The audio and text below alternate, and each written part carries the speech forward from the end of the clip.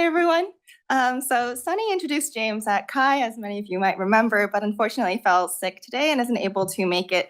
So I'm introducing James in her place. And in this intro, I've borrowed just some of her points so you can hear a little bit from the both of us. So it's my pleasure to introduce James Landay, one of this year's recipients of the SIGCHI Lifetime Research Award. I want to start with a message that actually is from James himself. So it was to announce the award to his students, as I feel like it really captures his philosophy as an advisor. So here it is. We won an award. Yes, today I found out that we won the Chi Lifetime Research Award. It is my name, but that's just how these things work. We won it. All of the research I've done as a faculty member has been led by my truly brilliant, hardworking, and kind students and postdocs. We won this together. No way do I get named to this prestigious award without you. My entire career model has been based on helping my students achieve success, and then success would follow for me. I long ago concluded that my purpose to be a professor was not to do research, but to help produce good people, help students with a lot of potential become more than they might otherwise become on their own. Research is purely the vehicle we use to get there. So winning this thing is pure icing on the cake. Sorry, I'm shaking a little bit. As far as I'm concerned, I wasn't expecting it. I didn't even know someone had nominated me. But of course, his contributions to research and the HCI community go without saying. So starting with his PhD work in the space of creativity and prototyping, James introduced this area of interactive design tools with prototypes like Silk, the first to demonstrate the use of sketching in user interface design tools. And his work in this area has paved the way for products like Balsamic, Figma, and Canva, as most of you have probably heard of. He has since made contributions in numerous research areas that not only impact us as a research community, but also make important broader societal impact, focusing on areas ranging from education through Smart Primer, or mental and physical health through UBFit and Huizuki, and environmental sustainability through UB Green and his more recent initiatives around designing hybrid physical digital spaces. And through this work, he's introduced questions around behavior change, privacy, and generally the role that AI can play in helping users better perform tasks and activities. And in addition to his own research, James has been a leader in the community as an institutional program builder. He established the first HCI group at UC Berkeley, helped found the UW group at UW, spent a few years as the lab director at Intel Labs Seattle, where Sunny also worked, and most recently helped found the Stanford Institute for Human-Centered AI, where we are now. And I want to circle back to students. So in particular, I want to highlight the ways in which James empowers and centers his students, not only in research, but also in his teaching and through diversity initiatives, both of which I've had the fortune to work on with him. James goes above and beyond as a teacher, both in helping to train the TAs who help teach and to create opportunities for the students. So I got to TA for him both at Stanford and at SEPKU in China. So this is James actually spending time with the TAs late at night grading. He also spent a lot of one-on-one time with each TA working on assignments or other class material. And then in China, in addition to the class, he and Ge also took students to various cultural sites in China, as well as to visit companies and labs, both in China and in the Bay Area, to see HCI in practice. On diversity, James instills a value of community and service into each of his students. As one of just many, many examples, James was core to the initiative at Stanford to bring current grad students to Grace Hopper to talk to interested students about the application process and to waive their application fees to avoid students actually filtering themselves out before applying. So I've personally heard from several students throughout the years that conversations at Grace Hopper convinced them to actually pursue a graduate degree. And going back to Sunny's words, she says, James has a selfless commitment to mentoring and lifting others up. She also shared this message from one of his former advisees, Tara Matthews. James Landay is a kind of advisor and mentor who always puts his students first and is an incredible teacher and advocate for us. I credit James Landay for helping me to become an HCI researcher. He advised me as an undergraduate when I knew nothing of HCI and was a strong supporter when I later sought to go to grad school. James fostered a culture in his lab where I always felt welcome and where other students always looked out for me and each other. Thank you, James, for being an important mentor to me and so many students over the years. I think it goes without saying that my own experience is very much the same. James is a mentor who cares about us, not just as researchers, but also as people, helping us grow in more ways than I can really describe in words, and to help us learn to recognize our own value. James absolutely means it when he says that he's a lifetime friend and mentor. He's even had dinner with my parents and my sister in China without me. And James genuinely just embodies everything I hope to be as a mentor. So without further ado, please join me in giving a very big welcome to James Landay, recipient of SIG High Lifetime Research Award.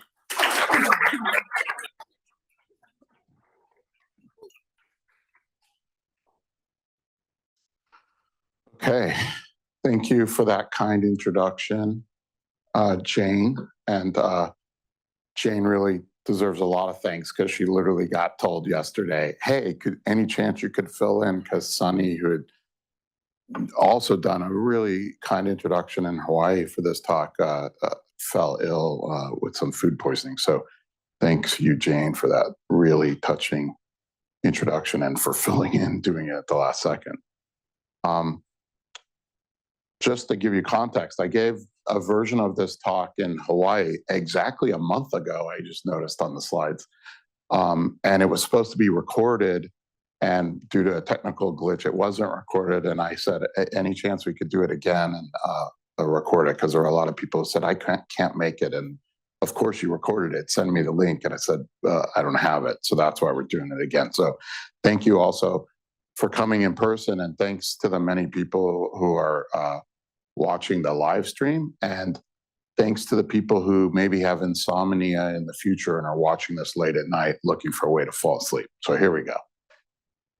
So I want to thank the selection committee and my colleagues who nominated me for this great honor.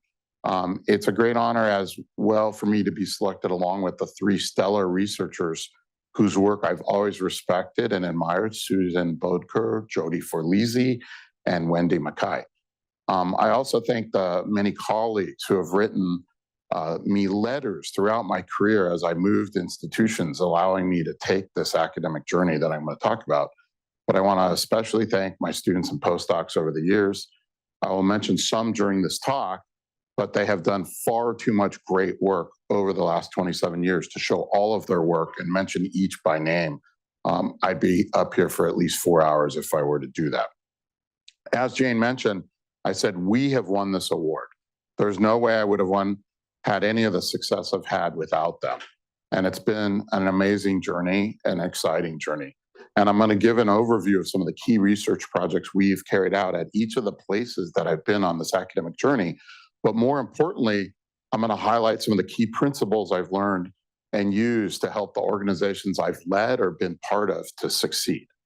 So one of my key stops on my academic journey was living and working in China for 2.5 years in 2009 to 2011, pretty much halfway through my current career. It's not over yet. This was a really important experience for me culturally and for my family culturally, but also for my research, my career, and my world outlook. And it was quite exciting to see a part of history in terms of the economy and influence in China that was happening at this time. But China has a really long history, over 5,000 years. And I was really amazed at how that history and historical sayings and stories shape how people think. So here's one example. Many of you have seen this slide in the past, but I haven't actually shown this slide until this talk in many years. This is the bronze galloping horse, which is one of the most famous cultural relics in China from the Han Dynasty. It's about 2,000 years old, and it was uncovered in 1969 in the west of China. And it shows a powerful horse that is so fast that it is literally flying. It treads on a small swallow that you see at the bottom here that looks up in horror. And this replica doesn't quite capture the liveliness and beauty of the original, which is about, well, actually I have one. So the replica is about this size. The real one's about 3 times that size. If you ever get a chance to go to the Gansu Provincial Museum to see it. But what was interesting is when they uncovered this in 1969, it baffled the experts who studied it for several years. Given the technology of the day of when it was cast, they couldn't figure out how it was sculpted to maintain its balance, since it's simply balanced on that bird. And I thought that this represented an interesting metaphor, because the sculpture itself represents balance. So balance between the artistry and the technology to calculate that center of mass somehow, the art of the powerful, lively horse, and this technology to calculate that center of mass in a way so it wouldn't topple over. And finding this successful balance is kind of a key theme in much of my career, trying to find a balance between design approach to technology as well as a more computer science algorithmic technical approach. Finding a balance between academia and industry and the different needs of those two. And so I'm going to take you through my career and discuss how finding that right balance leads to these powerful principles that I want to describe. So at the end of my undergraduate degree in EECS at UC Berkeley, I was looking for a graduate program. I wanted a program that combined this technical focus of computer science that I had studied as an undergraduate, but also a focus on creating new user interfaces to computing. So I was really compelled by how could we make computing both easier, but also to envision what the future could be like. And Carnegie Mellon really offered that balance to me. I was lucky to get to work with Brad Myers as my PhD advisor, who's the current director or chair of the Human Computer Interaction Institute there, which didn't exist when I was a student. And he was working on exactly the type of things I was interested in. So this was a great place for me to go. And my first years as a young researcher were about this balancing design and technology. So I saw that designers were sketching their interface designs on paper, and they were really avoiding a lot of the advantages of that time of electronic tools. And they were doing this because of both the fluidity of sketching on paper, so it was really fast and fluid, but also the ambiguity of a rough sketch. So the holes in the sketch in some way led to more lateral thinking and more creativity. And we had seen studies of this in other fields of design. And so sketching really led to that creativity and also making sure that folks who saw your design were focused on the high-level concepts instead of the low-level visual details. So as Jane mentioned, in response, I created Silk, which stood for Sketching Interfaces Like Crazy with a K. And it was a pen-based tool that balanced these concerns and offered the advantages of both sketching and electronic representations. So it would recognize a designer's user interface sketch, but purposely leave it in this informal representation while adding interactivity to that representation. And that was the first of many projects that I did over the years that really used AI as an enabling mechanism for a new user interface paradigm. Though we've had to wait almost 30 years for the AI to really work in more general situations like we're seeing today. Now, Silk represented what I termed an informal user interface. So it tried to balance this fluidity of, in this case, paper and interactivity of computing. And I continue to support designers in their exploration of applications for new technologies so they could try them out and find out what works. And we did this in several other things for location-aware interfaces, for activity-aware interfaces, and a variety of others over the years. But some of the important things I learned at CMU were not technical, but were more organizational, or how to make organizations work best. The most important principle I learned at Carnegie Mellon was what they call the reasonable person principle. And this guided everything that happened really in the School of Computer Science. It's like the golden rule: treat others the way you'd like to be treated. It was a way to balance competing interests and achieve the right outcomes. So for example, rules were meant for the common case, to make decisions without having to involve everybody in the decision. But when the situation warrants it, the reasonable person principle says, let's do what is right for the people involved. So for example, when I was in graduate school, I had failed some courses repeatedly. And in fact, I had a letter that said, if you don't pass this class by the end of this term, you will be terminated from the PhD program. And at the beginning of that semester, I tried, but I guess I didn't try hard enough. I took the midterm in this theoretical programming language course, and I got a pretty poor grade. And at that point, I was pretty much starting to interview for jobs because I decided, okay, I'm going to leave graduate school and go get a job. And this was probably 1993 or so. It may have been financially much better for the rest of my life had I left, but whatever. I was lucky that one of my senior colleagues, David Cosby, really gave me this very motivational speech. I like to say it was the win one for the Gipper speech, where he pretty much said, look, you've got 10 weeks left. You know, you need to study as hard as you can and work as hard as you can. You should only be studying, working out, and eating. That's all you should do for the next 10 weeks. You could do this. And I worked really hard, and I went to the office hours of the professor for this course many times, trying to understand his course notes, which were quite hard to understand. And I took the final exam, and unfortunately, I did well, but not well enough to have gotten the grade I needed to pass the course. And I can't even remember if that was a B- or what was the optimal grade. And I went and talked to him, and he said, I'll think about it. Come back and, on this other day, and I'll tell you my decision. So after a few days of waiting, I went back, and he told me, prove to me that I was right. And so he ended up passing me. And I know he didn't do this arbitrarily. There was another student in my class who was in the same situation, and he did get kicked out of the program, which was unfortunate. And I know that I'm also fortunate that students maybe from a different minoritized background may have not gotten the break that I got, but I did get that break. And in some ways, I felt that was an instance of bending the rules to do what was right. I had been doing well in research, and that was the end goal of this program, but also fluidly taking advantage of opportunity. So not to be hampered by someone saying, this is the way things must be done. And CMU School of Computer Science, at least at that time, I can't vouch for it today, was a really fluid environment. And they had a lot of agility that allowed them to move rapidly into emergent research areas. For example, human-computer interaction, which they were studying there years before there was anyone really at Stanford, Berkeley, or MIT that were tenured in this area. And I think this reasonable person principle really is a key reason for that fluidity. So it's always served me well in the leadership positions I've held. I used it in recruiting grad students to Berkeley when I was junior faculty there who didn't have the usual profile. I felt a more balanced skill set would be the best for exploring a field like HCI.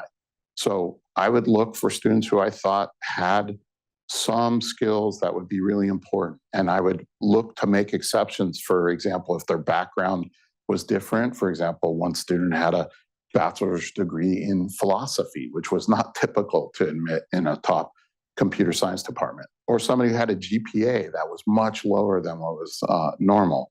And so these exceptions have ended up some of my greatest students who are strongest students who've done well. Scott Clemmer, who went on to a faculty position at Stanford and UCSD. He had a background from Brown Computer Science, but also from the Rhode Island School of Design and Art Semiotics. This was not a normal background, and his grades weren't all that strong. But really, I felt that skill and balance between those two would be really important to doing great work, and he's gone on to do that. Or Mark Newman, who's now a professor in the Information School at Michigan.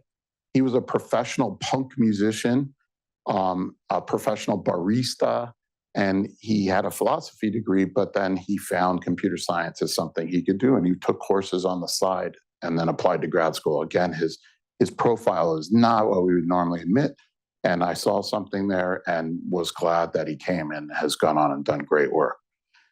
And so I got these students admitted and working on this informal computing research division, and then along with other strong students such as Jason Hong, Jimmy Lin, Anup Sinha, who are all still active in the HCI community today. We worked on this agenda.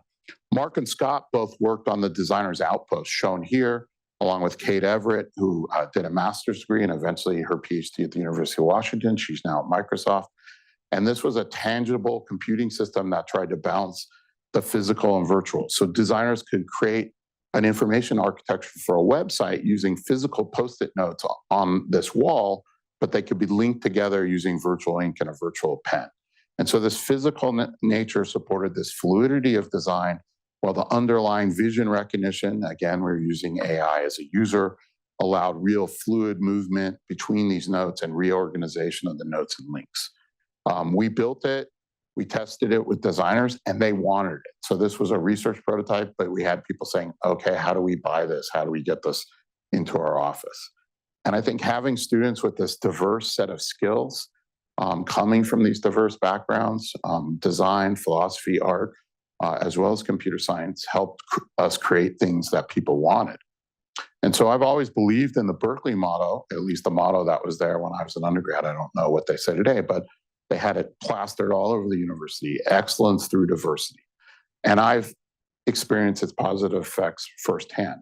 So besides students with diverse skills and backgrounds, we also needed faculty across diverse fields. So at Berkeley, I created the Group for User Interface Research, or GEAR, which was a cross-campus group of a diverse set of faculty and students. Most such centers at that point live mainly in one department. So there'd be some research group in the CS department or something like that. I was really trying to do it across the campus. At that point, interactive computing research became popular at Berkeley. We hired other faculty, and I really like to be among this group of smart, creative people. That's always what's got me excited in my work. And this diversity helps us also create innovative new ideas, because people from different backgrounds have stories to bring that can inform our work. And I've always believed in the power of that. After receiving tenure at Berkeley in 2002, a great opportunity arose to strongly leverage that diversity, and I took it. So Intel offered me the chance to lead an interdisciplinary industrial research lab. So we had a balance of disciplines, from low-level people doing hardware, low-level machine learning, to high-level human-computer interaction people like Sonny Consalvo, who worked for me there at Intel. And I grew that diverse team and had them work in two key areas. So one was location-enhanced computing. This was the point where we were just starting to be able to have the ability to have location on our phones and have applications that could take advantage of it, or on our laptops. And the other one was activity inference. Again, we were at the very early stages of being able to use sensors to infer physical activities that people are doing in the real world and use that in applications. And we motivated those projects from an application perspective so that we could show value. So a crucial problem facing society is the rising cost of healthcare. This was true already in 2003. It's still true today, in fact, more so. And at Intel, we felt technical solutions like activity inference offered a great opportunity for us to have impact on this. We focused our research on an elder care scenario and a personal fitness scenario, and Sonny was a key leader in both of these projects. In the elder care scenario, the idea was to allow an elder or an older adult who's in the early stages of decline to stay in their own home longer than they could today. And by monitoring their activities of daily living, for example, are they eating? Are they taking their medication? Are they exercising or getting social contact? We could inform a remote caregiver, who we saw in our research was often a daughter, on how mom was doing typically. This ended up improving the relationship. So adult children stopped treating the elder like a child. For example, calling them 5 times a day, saying, "Mom, did you take your pills? Mom, did you get outside?" etc. And then again, focused on the kind of relationship they had previously. For example, "Mom, guess what Johnny did in school today?"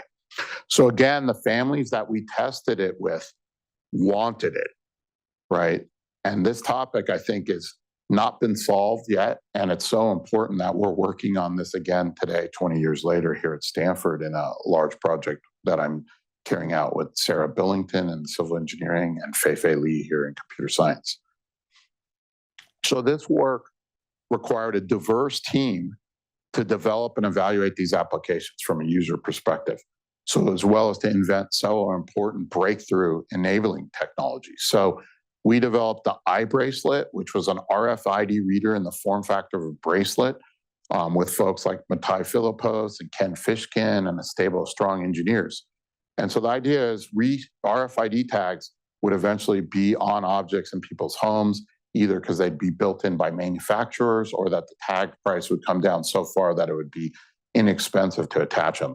We haven't seen them built in so much. You have devices that have this technology, but the price definitely has come down that you could attach them. And so the idea was, every time the elder's hand was touching one of these objects, we would get a read of that object. And then with machine learning, we'd be able to tell what activity they were doing. So maybe they might be making tea because we've seen them touch the tea kettle and water in the tea bags, or they're touching a toothbrush and some toothpaste and they're in the bathroom. That together, we could infer they were brushing their teeth. I recruited Josh Smith, who's now faculty at UW, to join Intel. And Josh had a really eclectic background. So he had an undergraduate degree in physics, and then he did his PhD at the MIT Media Lab and did a lot of interesting hardware stuff. And I saw this incredible diversity of skills. In fact, I'd say our whole research team saw the incredible diversity of skills that he brought when he interviewed, and we hired him right away. And in his first week, he came up with this thing called the WISP, the wireless sensing, computation, and communication with no batteries. So he figured out a way to take a traditional RFID tag and just by simply putting a mercury switch and two antennas, or actually two tags and a mercury switch connected to the antennas, we could have an object that as a person manipulated it, the mercury switch would move around and you would see two different IDs being read. And so you would know, oh, this thing's moving, versus if it's just sitting there, you'll see one. So he did that and later made a lot of other RFID tags that could simply just use the energy that's out there from TV stations as well as Wi-Fi to power these devices. But all of this work would allow us to build this elder care app without that elder having to wear a bracelet, which is one of the flaws as somebody's starting to decline mentally, whether they're going to be able to remember to wear it, remember to charge it, et cetera. So the idea of being able to do it without a wearable was interesting to us. We also looked at sensing physical activities that don't involve tools or objects. For example, sensing how a person is exercising. So whether they're walking, running, biking, taking the stairs, or on an elliptical trainer. So Tanzim Chowdhury, who's now faculty at Cornell Tech, helped develop the Intel mobile sensing platform, along with the late, great Professor Gaetano Borriello, who recruited me to follow him leading Intel Lab Seattle, who helped lead this project. This MSP contained processing, communication, and 10 sensors. So for example, 3-axis accelerometer, light, barometric pressure, sound, essentially any sensor we could throw on that board that was cheap, we threw on there. And every second that MSP was inferring what the user was doing. So it might saying, James is walking, walking, walking, running, running, walking, walking, walking. And then that would be sent to the phone where our application would then smooth that into walking. This was before any of your phones could do any of this. In fact, it had to be on this different device that you could wear on your belt. It was about the size of a pager, if you've ever seen one of those. Maybe the doctors in the room know what that is. So this was in around 2003 to 2005. When the iPhone came out and the first Android G1 phone came out in 2007, my students, led by Scott Saponis, John Freilich, my colleague James Fogarty, and others, were the first to show how you could do the same activity inference on the iPhone and the Android G1 without all those sensors, just using some of those few sensors that were on phones on that first generation. Later, with more sensors, you could do more. And eventually, those companies saw how important these applications were that they built, whole sensing processors in there to do it in a low-powered way. When we did it originally, you'd probably burn out your battery in about 45 minutes running this stuff. But we knew, again, that we would be able to, over time, get this. So the MSP platform was what drove the activity inference for the UbiFit application, which was a really impactful project led by Sunny, which changed how we think about ambient displays and fitness behavior change. So the display on the wallpaper and the lock screen of the phone animated, adding flowers as you engaged in physical activity, and then eventually showing a butterfly when you met your goal for the week. And again, it took this interdisciplinary team to carry out this project and to design it as well as to evaluate it. And we evaluated that system over several months and showed how it led to behavior change with the folks who are using it. Now, organizationally, the lessons for me at Intel were large. Before I joined, the lab was really in some disarray. The researchers were asking me to find a way out. When I first joined, there were 7 researchers and 20 projects with little traction. and they had a lot of offers out. So it was soon to grow to over 15 researchers and more projects. And so the question for me was how to use a small team to compete with other research labs out there who are working in other areas of ubiquitous computing like Microsoft Research and others. And so the key was achieving critical mass. So focusing on a few key areas and where we could make important contributions. So I cut those 20 projects down to 2, eventually growing it to 3. And we had, again, really balanced, diverse teams, often a person with hardware, machine learning, HCI, working together to push something forward. And we did this with buy-in from the researchers. So often you would think, hey, if you cut a lot of projects like this, everyone would quit. Instead, people were really looking for this to happen, and people stayed. And we succeeded. So in location, we did Place Lab, which led to this beacon-based location that was eventually on all smartphones today, was a way of doing location on your phone without having to lose privacy and send all that data about exactly where you are to the phone company or someone else listening into it. The activity and that actually led to the original location capability in the original iPhone, which did not have a GPS chip in it. They essentially, a company took our open source software and built a system that Apple built on top of. So activity inference was also the other major project, as I mentioned. It's now appeared in fitness applications on every smartphone today. Typically, it's built in, whether it's Apple Health or Google Fit, and even on elder care devices that are out there. We also allowed researchers to pursue their time on small offshoots to kind of lead to what's the next big thing. So we had things on wireless power and other things that have gone on to do quite well. Another important key to the success there at Intel was we were able to have an open innovation model. So IP didn't get in the way of collaboration with researchers at the University of Washington. It balanced Intel's IP needs with the needs of UW, so we could still move really fluidly. And that didn't mean that we didn't patent anything. It just meant that the normal practice for projects was to not patent. Every now and then there could be something that we thought was strategic for Intel, for example, some things in the hardware areas where we might instead figure out how to employ people so that we could do patents at the beginning. But almost everything was in the open model.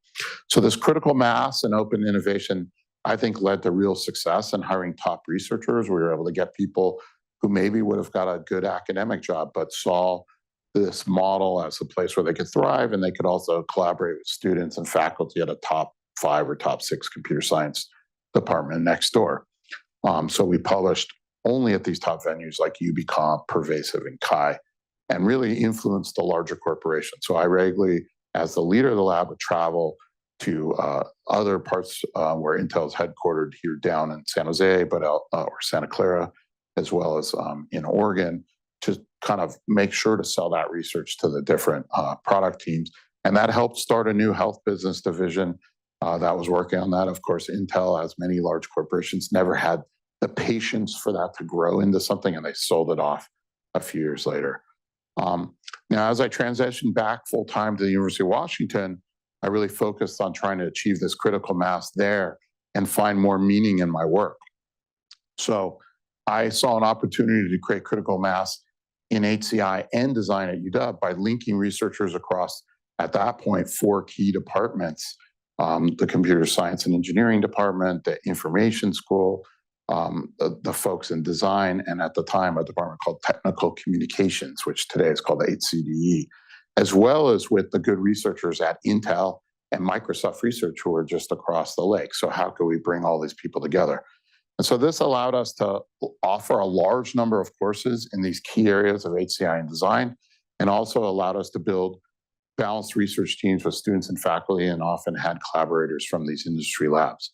And so my own research has often been collaborative with researchers across areas and departments, especially here at Stanford.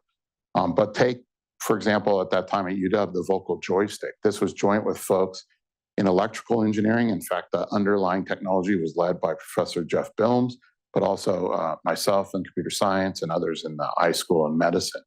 And the vocal joystick allows someone to use the continuous vowel sounds that they can make with their voice to control a continuous input on the screen. And this is in contrast to what's possible with discrete commands that at this point was all you could do for speech recognition. And discrete's good for many things, but if you're doing something that requires continuous, for example, painting or drawing, you need a different way of doing it. And so the vocal joystick was particularly useful in assistive technology situations. So take, for instance, Phil, who is no longer with us, but he was a quadriplegic painter from Berkeley who used paint programs for years and couldn't achieve what he was trying to express through the tools that he had. He used our voice draw application that was developed by PhD student Susumu Harada, who's now at Apple, to get the look and feel that he wanted. So for example, in this Jackson Pollock style of this painting he made, and then Susumu himself, using his voice, was able to create this painting using only his voice. I can't do this with my hands. So, you know, I don't know how Susumu did this, but he did. Besides health, I also focused my research at that time on the environment, because I found, besides health being first, that environment was probably the second of the three most important problems I felt the world was facing. And so on the UB Green project, we had a critical mass of, again, diverse researchers. So we had CS PhD student John Freilich, who's now professor at UW, and collaborators from Carnegie Mellon at that time, Jen Mankoff, who was at Carnegie Mellon, who's now at UW, and Tawana Dillahunt, who was a first-year graduate student and was our intern on this project at Intel, and she's now faculty at Michigan. And we used ambient feedback with the goal of reducing consumption. And this UI that you see here, it was for consumption of gasoline and other things. So this is called the Reflect Ambient Display. We deployed this again in an electronic picture frame in the home. This one shows a family's water usage, how water is being used, and it's really activity oriented rather than just giving you an amount of water and not knowing where you're using it. And the hope there is if we deployed that over time, you would change behavior.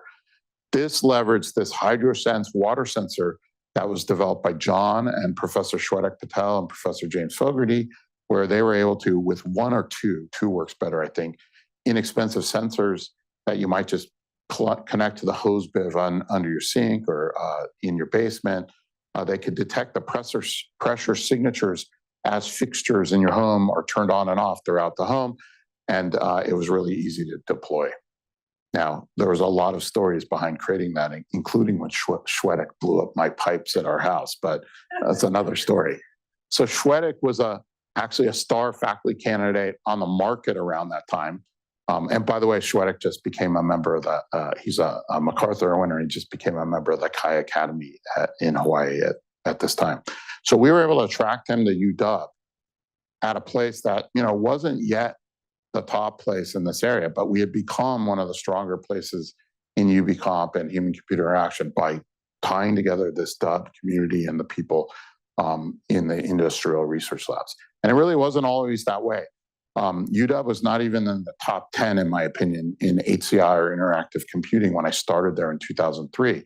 My goal was to bring together the faculty and students to form this community I called DUB, which was a cross-campus alliance. And I spent a lot of time, effort, and in fact, my startup funds on building that into a community. And DUB really took off like a rocket. By the time I left 11 years ago, there were over 35 faculty across 8 departments and over 100 graduate students working in this area. And today, I don't know what the real numbers are, but I suspect it's over 50 faculty and over 150 grad students easily. So within 5 years, DUB and UW was easily number 2 or number 3 in HCI in terms of top papers, top students, and overall mind share in the community. One could easily claim it is now the #1 university in HCI research. And so the lesson for me was that creating this alliance allowed us to have much more impact as a group than we ever could alone. So the whole really is greater than the sum of the parts in this case. And that's a strategy I've continued to follow. Now, as I mentioned, I went to China at the same time as I was at UW. Towards the end of my time there, across the world in China, things were really moving fast. But owing to its long history, the Chinese always have a long view on things. And you must kind of really live there and build relationships to expect substantial interaction and collaboration. So that's one of the reasons we chose to take our sabbatical in China in 2009. I wanted to try to set up alliances between the University of Washington and Microsoft Research Asia and Beijing, as well as some major universities doing there. And I was doing research in my time there with the HCI group at MSRA and helping build that group up from scratch. Now, at the time, I had read, I think it was about 2010, that China was beating the US in education. And I found that the real story was not as great as the media reports about some of the positives and negatives of the education system there, as well as the education system in the US. There's positives and negatives and all. And so we wanted to figure out what the big goal. And for me, delivering quality education is really the third major problem that the entire world is facing. Different problems in different places, but that's really another problem from this time that influenced my work since then. So I was taking a first stab at this in my time in China, and we were looking at second language learning, which is like a common problem for any of the expats living in Beijing. They're all trying to learn Mandarin and struggling at it. Some do well. Some in my family did a lot better than me. But how do you learn something like Chinese? It's not a short-term activity. It's an activity that spans a long period of time and it's done wherever you go during the day, not just in class or when you're studying a book. And so I was really interested in these kind of what I call long-lived activity applications that work more throughout your life. I think they're harder and more interesting from a research perspective. So one of the systems that we worked on was called Ubilingual. And so the idea was to learn language in whatever context you happen to find yourself in. So in a restaurant, the Bluetooth headset in your ear and the phone in your pocket, the system might whisper, how do you say, can I see a menu? And so you might think of the answer in your head, maybe even whisper it to yourself, and then the system responds with the answer. And then you might say, oh, whoops, I thought of, can I see the check? And then I might self-grade myself by putting my middle finger and thumb together to indicate that I got it wrong. So that was kind of the vision of the system. Now, at this point, we hadn't yet created this ideal wireless armband that you see in that image that we imagined could sense this. But we actually had a prototype that used a sweatband with 3 sets of sensors and communication boards attached. So you can see what the board looked like. And there were 3 of those around the sweatband. And this muscle sensing armband was part of Scott Saponis's dissertation research at the University of Washington. Scott was a PhD student who worked with me at UW, but very closely, in fact, a lot on this hardware with Desni Tan at Microsoft Research. And Desni actually, Scott is now a researcher at Microsoft Research, and Desni very recently became the head of Microsoft Research in Redmond.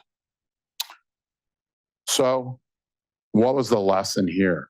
I did not then, and I still do not believe that we should always see ourselves as in competition with folks in Asia or particularly in China, but instead that we live in one world where we should all get better and succeed together.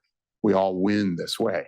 Many of the problems that we face in this world are shared and will only be solved together. So think about problems like the environment and global warming. Without cooperation, these problems are not going to be solved. And there's many others that are like that. I worked on this through my service activities there. So my time in Asia was mainly spent helping to build a stronger HCI community in China. I helped build up HCI in China by organizing across Beijing Distinguished Lecture Series in HCI, where we brought top researchers from across the world. I co-taught an introductory HCI course at Tsinghua, so I could have a direct impact on the students there so they could see how we were teaching HCI. I did visits and talks. My family and I, we traveled a lot and gave talks in Korea, Japan, Singapore, Hong Kong, and many other cities in China to kind of expose to this way of doing research and the importance of this research area. And then finally, I was the co-chair for UbiComp 2011 in, actually, I think it's 2012, but I'm not sure, in Beijing. And that was a great chance to expose folks in China to this area of research. And if you look at the number of papers from Chinese research labs at the CHI conference today, it's really a whole different story. At that time, you might see 1 or 2 papers, and that was a big deal. And now you'll see quite a bit. And I think you can see some of that impact in creating that community of HCI researchers there. There's others who did a lot of that as well and are far more responsible, but I feel like had a small a small hand in that work. So a year after I came back to UW from China in 2012, a funny thing happened to me. Terry Winograd, who is one of the leading figures in the history of HCI, who was originally an AI person and got tenure here at Stanford in AI, but really turned his back on AI because he thought the field was really going the wrong way and really moved into HCI. He pulled me aside at an event here in the Bay Area at Google, and he asked if I could talk to him about Stanford's issue with HCI. And so they were about to lose two of their young faculty members due to two body problems. So Scott Clemmer, who was, again, my PhD student at Berkeley, and Jeff Hare, who worked with me as an undergrad at Berkeley and during his MS at Berkeley as well. And Terry was about to retire. So I thought what Terry was asking me for was, what's your advice on, like, who should we hire? And instead, he was asking if I was interested. And I have to say, I was sort of flabbergasted. Me, Stanford? I never thought I would want to go to Stanford. I went to undergraduate at Berkeley, Cal. We hate Stanford. The Stanford police once told me never to set foot back on this campus. It's another story. I didn't even own a single red shirt. It's true. And I think my family bought me one once. I have a couple now. So Stanford was a place that never wanted me. I think it was the only school that I had applied to, undergrad, graduate, or for a faculty position, that had never said yes. Every other place I eventually got them to say yes at some point, grad school, undergrad, faculty, whatever. But they had, and then finally they had two of my former students, Scott and Jeff, on the faculty. So I never even thought of Stanford. This wouldn't even be a possibility. You don't hire somebody in the same area as their students usually. But the more I thought about it, the more I thought I could do something interesting there and also return to my native California. And as my family and friends know, and the sun that I was really missing in Seattle. I promised my family this was the last time we would move. And I think also my letter writers were really fed up at this point, because having to write letters all the time for tenure is a lot of work. And, I had gotten tenure, but then I asked to get tenure somewhere else and then tenure somewhere else. And I had to write letters every time. And at Stanford, we used to ask for 15 letters. So 15 people were asking to write a letter. So as soon as I arrived at Stanford, I continued a project I had started the previous year. So we spent another year that I'm not going to talk too much about at Cornell Tech. And at Cornell Tech, I actually worked with a brilliant designer, Luke Vink, who I had met first at Microsoft in China when he was an intern. And we had envisioned this interface where drones in the future could project interfaces onto the physical world. So this was a type of augmented reality. And Luke shot this really excellent vision video that became the basis for several projects that we carried out at Stanford over the next few years. So my postdoc, Jessica Cochard, who's soon to be faculty at TU Ven in Vienna, who I also met in China, joined first at Cornell Tech and then moved with me to Stanford. And we took over 2 years to build a prototype of the vision that was illustrated in Luke's vision video. You can catch it on YouTube if you haven't seen it. Other notable projects include PhD student Jane E, who introduced me's work on cultural influences of gestures that people would naturally use to interact with drones.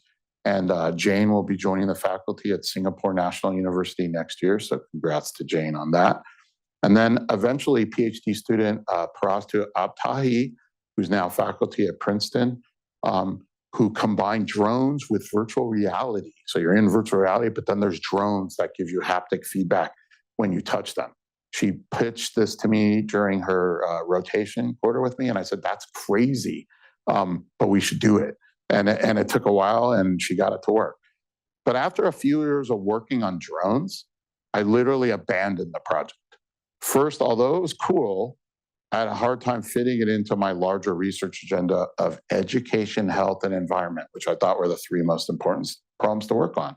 Second, I knew Jessica wanted to continue that line of work, and I thought it best to just let her kind of own the area as she started out on her faculty career. I didn't want to try to compete with her. And then one lesson here is that it's okay to abandon work that you just feel doesn't fit with the message that you're trying to put out there. Sometimes we kind of have a sunk cost fallacy and we just kind of keep pushing because were known in some place, but I just decided I didn't need to keep doing drones if I couldn't find it to fit into what I was really interested in doing. Now, one of the projects here at Stanford that I put a lot of effort into is what I call hybrid physical digital spaces. And a lot of my students here are working on pieces of this. And again, like back to some of my work on the Designer's Outpost at Berkeley and much of the activity sensing work at Intel, we were really exploring what happens when we have reliable sensing systems that can tell different occupant states of people in a building. And then we can have digital adaptations that help change people's behaviors and improve their wellness. So the digital adaptations we considered include dynamic ambient murals in public spaces and on personal devices. So imagine this wall where the pedals are blowing down the wall in this direction, which might encourage me to walk that way. And that happens to be where the stairs are and the elevators that way. So maybe I take the stairs and save the building energy. Or maybe over there is a new employee who I haven't met yet. And so I might just happen to run into them and introduce myself. So a little bit of behavior shaping there. Privacy, though, is really important for this type of sensing and inference project. And that's been part of our research from the beginning, how to understand the privacy considerations and design for it. And that's been a big effort of many of my students and postdocs now at Stanford. Nava Hahigi and Matt Yorke and Andrea Quadra and others have worked on this. This expansive project's also helped a number of strong postdocs go off and do their own work, including Pablo Paredes and Jean Costa, now at Toyota Research, Liz Murnane, who's now at Dartmouth, and as I mentioned, Andrea, who's now at Olin College. We're exploring how these same types of sensing and digital adaptations can be used in healthcare situations. So take us all the way back to that aging in place scenario. What happens if we have smart spaces that can understand what is going on with an older adult, but also help and train and support the personal health assistants who are care workers who are caring for this rapidly aging population. So that's what we're working on there today. And then another project I've been working on since my time in China is the smart primer. And this is an attempt to improve education for kids who might be unmotivated in the current system or simply don't fit in with how they're being taught. And so the idea here was to embed learning activities in narrative media.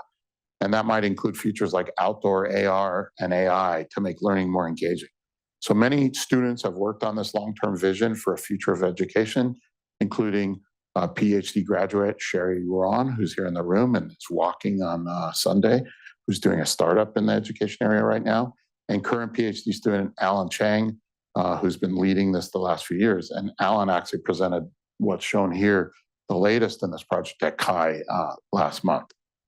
So there's a lot of things I've learned at Stanford. As was mentioned, I co-founded and I'm now co-leading our large institute on human-centered AI. We're here in their beautiful space. And I think there's a lot of lessons I could mention about building a coalition across HCI and AI, across an entire campus, working with industry to make a positive impact on how AI will be shaped. But here I'm going to focus more on the key lessons from my own research group. I think really the key organizational feature I've been able to develop at Stanford is a real sense of team spirit. I have a group of students that get along with each other. They help each other. They know we are in this together. And it all really started with my first Stanford PhD student, Jane, who really exemplified the spirit of helping others out on their research, even when she wasn't a paper co-author or they weren't a co-author. For example, Jane was known to shoot videos for other people's papers. And this spirit was infectious and really set the tone for many of the students that have now passed through my lab at Stanford over the last 10 years. So thank you for that, Jane. Again, this award was won by me with my PhD students, 22 who have graduated so far, Jackie any day now, MS students, postdocs, current PhD students, and faculty collaborators. I apologize to anyone I've left off, including the many visitors, research staff at Intel and Microsoft, other faculty I've collaborated with on many things, and literally hundreds of undergraduate researchers who have worked with my team over the last 27 years. And I was also fortunate that many of these folks that I've worked with over the years, over 30, were able to make a tough trip to Honolulu and join us. And among that group were undergraduates who worked with me at Berkeley 25 years ago and went on to get their PhDs and stayed in the field. So thanks again to those who are either watching or watching for the second time here in the room for celebrating with me. Finally, I'd like to close by thanking my family for their patience through all the hard work, the late nights and weekends of I need to read this paper and give feedback, or I have a proposal deadline, or I have to travel. They've taken on a much more of the load than I have. And I know that this is an advantage that I have over others who don't have the same type of support. And I appreciate it. And I know that we couldn't have achieved what we have achieved without it. Thank you again for this great honor. And I hope that we have time for just a few questions. Thank you.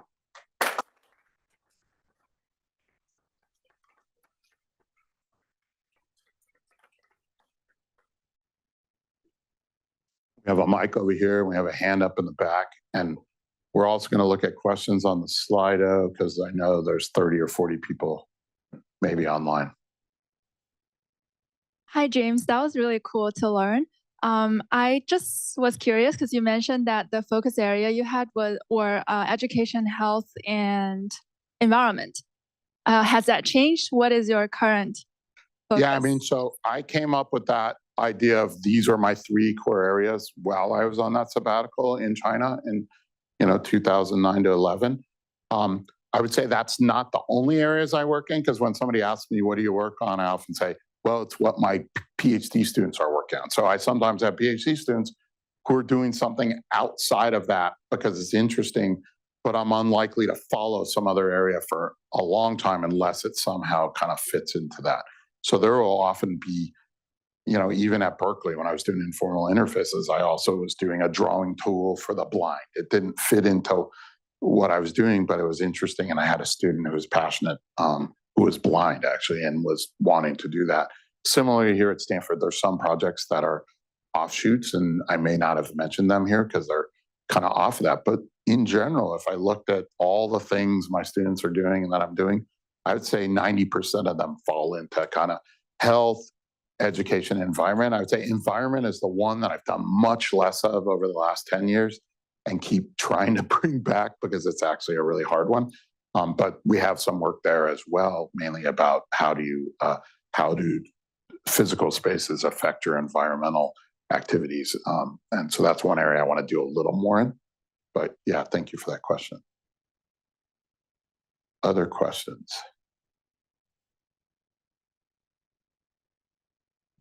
From the Slido. Oh, okay. In the meantime, there's an anonymous question. There are some cool ideas you've done, but I think there are also some constraints due to the funding that supports your work. So how do you balance the creative and inspiring work? It moved. Versus maybe more practical research that is funded or more likely funded. I mean, so as faculty members, we're always like looking for funding. My graduate students know this. We're always like, oh, write another grant proposal, write another, fellowship proposal. So you're always looking to fund things. I don't feel like the work I do, though, has been driven by the funding. I think it's been more driven by what I'm interested in. And then we look for the funding to figure out how to fund it. Now, I will also note that I am in a special position. I have been at wealthy universities that, do well for funding, like at Berkeley, at UW, and at Stanford. I don't think there's anywhere like it here in terms of the funding that we have internally to fund research or the connections with industry that helps fund the research. So my situation is not going to be the same as someone at a state school in another state that's not at that level. And that has allowed me more freedom. So I actually can't reflect too strongly on what it would be like because that's not been my situation. I'd say maybe a little more at UW, it was a little harder, but even then I had this Intel Research Lab, which allowed me to have resources as well. So I've been fortunate to be in places where there was funding, but even then, you're always struggling to kind of get that next NSF grant or get this next thing to fund your work. In fact, I've struggled quite a bit to get those. Yeah. What do you know now that you wish you had known then? And you can choose. Did you ask this already? No. No. And you can choose whether then is PhD time or early professorhood? I mean, that's a good question. So Andrea asked, what do I know now that I wish I had known then? I mean, this focus on my students, I think has been true from the start, but I think I also had more of a focus on the research as well. And over time, I think the balance between those have changed. I've really decided, nah, the research is just the way we get there. I like doing research, but I think maybe research and what I'm working on would have been more primary earlier on in my career. And as I've gotten to this stage, there was this point, I was always focused on, I want my students to do well and I would do well. But this idea of thinking the actual product is people, not research, was something that I figured out along the way and probably did not know when I first started. And that changes how you think about things that you're doing in, I think, important ways. Another question back here. You mentioned balance between design and kind of the technical aspects. And I was wondering with like the most pressing challenges or even with the elderly care system that you're talking about that you're bringing back or studying today, do you feel like the challenges are the most important challenges to solve are like design questions or like the technical aspects? That's a really good question. So in many of these projects, when I first was looking at them, I thought the technical aspects were the really hard part. Like, for example, Smart Primer. I was going to make this educational tutor for kids. You know, that was based on Neil Stephenson's 1995 novel, The Diamond Age, that I read when I was a graduate student. And when we read it, we thought, oh, this is impossible because this will require what we called, well, we said the problem was, quote, AI complete, kind of think like NP complete, like you just couldn't do it.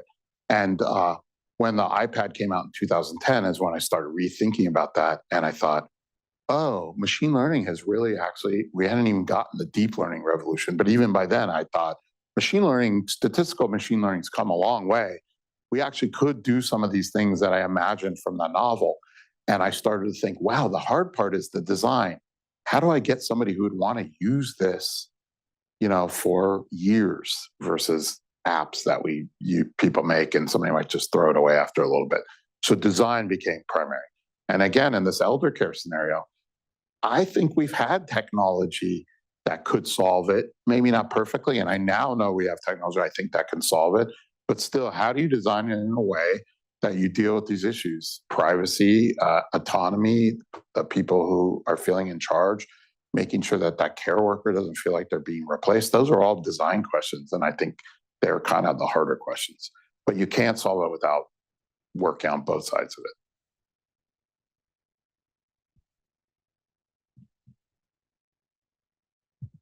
What are the biggest opportunities that you see in climate today? Oh, that's really interesting. So I guess if I knew, I'd be working on it. I mean, we often get asked, you know, why aren't you funding more research here at HAI and AI and climate? And I just, you know, there's good things there you can do. For example, remote sensing of what's happening in different countries where people might be cheating on certain things that are bad for the environment. But most of the AI research on that is not really research. It's like things we just already know how to do. From an HCI perspective, I've been focused on behavior change, even though I've come to the realization that that's sort of a cop-out because the real solutions for climate are government solutions, policy changes to say, for example, we have a carbon tax. Like that would make a big change versus me trying to influence you to not drive your car as much, okay? Individual change, I think, in some ways is a way of avoiding the harder political changes that need to happen. And you might even say that's true in some other areas where we ask people to kind of change their behavior when what we really need is a systemic structural change to solve it. So climate, if you got good ideas, let me know, because this is an area I would like to do more in. But I'm a little worried that my prior work of just trying to nudge you to do better behavior is not the right solution. So it might be more about how do I change knowledge and change political impact and change how people vote.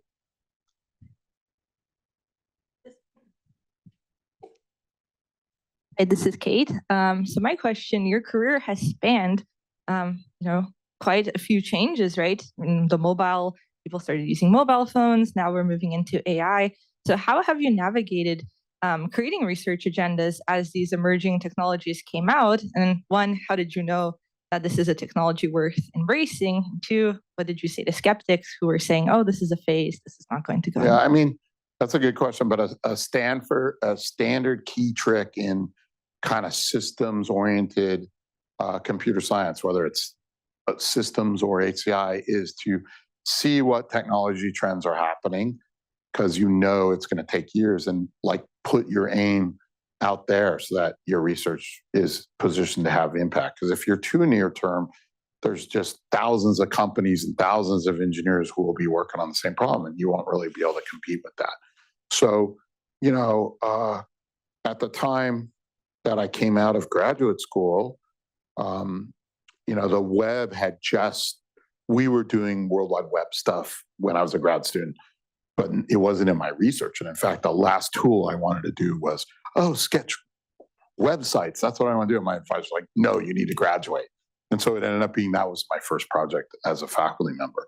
So that was happening. We were looking at how to do it, but we saw mobile computing starting to happen. Now, at that point, it was like you had to have like a special modem plugged into your laptop that you could then, there was actually you might even see them around here. There was a company, Metrocom, that hung these things on the power lines everywhere, and you could get wireless signals from it. And they eventually went out of business, but a bunch of us had those modems, and we were doing research on this mobile computing that we thought was going to happen. And what do you know? Eventually Wi-Fi and eventually cellular data, but it took 10, 15 years from when we were playing with it. Similarly, the phones, and the phones, actually before there were even phones, we had like PDA. So we had, the Palm Pilot, and I did a bunch of research. I had my whole undergrad class, they had to do all their apps on the Palm Pilot, actually. So we were even pushing the students to be looking to the future. And we were starting to do research where you plugged one of those, you Velcroed one of those wireless modems on the back of a Palm Pilot to start looking at this mobile interface that we thought would be the future. And what do you know? 10 years later again, or 8, we start to get smartphones, and eventually the iPhone that not broke it open. But all of these technologies usually exist 10 years or more before they become ubiquitous. The first smartphone probably is like, there was an IBM phone. It was like this big and that thick, and it had wireless data, and it could do all this stuff. But they didn't. I don't even remember if it was a product or not. But they weren't going to sell a lot of these.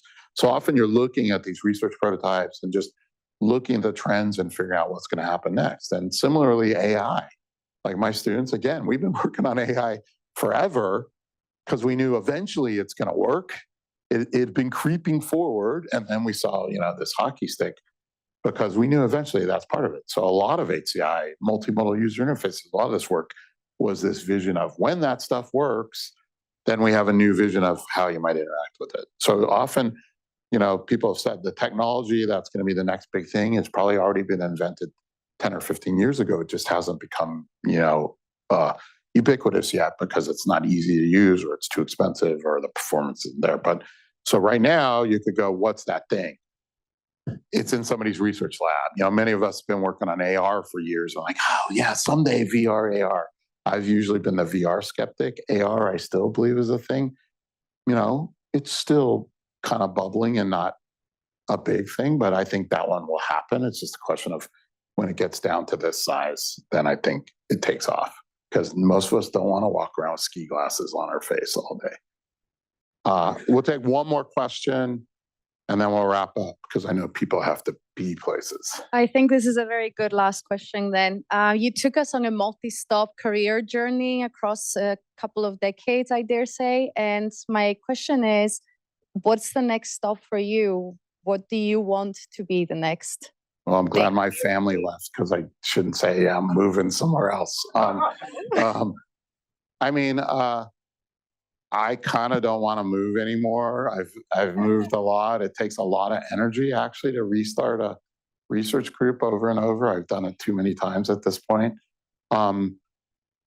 Usually I've moved when I've gotten kind of a little bored because like I did a thing and it just like, okay, now what do you do? So like at UW, this dub thing was just taken off. And I was like, what do I do now? That's working. And here at Stanford, we actually tried to create sort of a dub Stanford thing when I got here. And I quickly realized that wasn't going to happen here. And at the same time, AI was really starting to take off. And I realized, oh, that's where I could really have a leverage to help raise other people's research and raise the impact on the world. And right now, we're doing so much there that it's not boring. As the staff here will know, it's never boring. We're doing lots of exciting things. So until I'm bored, I'm not really going anywhere. So my students know, keep me from getting bored, and they don't have to worry about transitions of James. So anyways, thank you. I appreciate you coming out and being on it.